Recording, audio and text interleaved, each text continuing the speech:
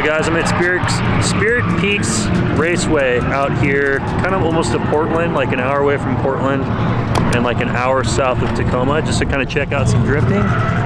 Only second drift event I've ever been to, so I figured we'd bring the camera here. We're off to a car show down in Portland today. Get out the way, who got a watch, who got the time, I'm raising the clock. Even in my feelings, grind don't stop. Got big dreams, no big rocks. I got plans, who got talk. I just real cheap, but it's really go house. I'm trying to get these ends, and I'm buying with my friends. I'm about handling my business, no time for stress over bush.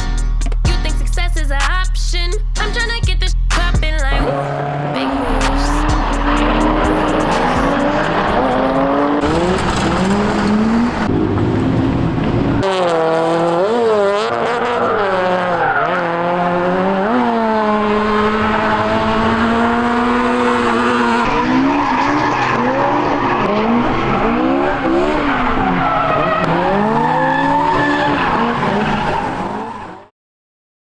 Check out the STI and a GC8 over here I want to see.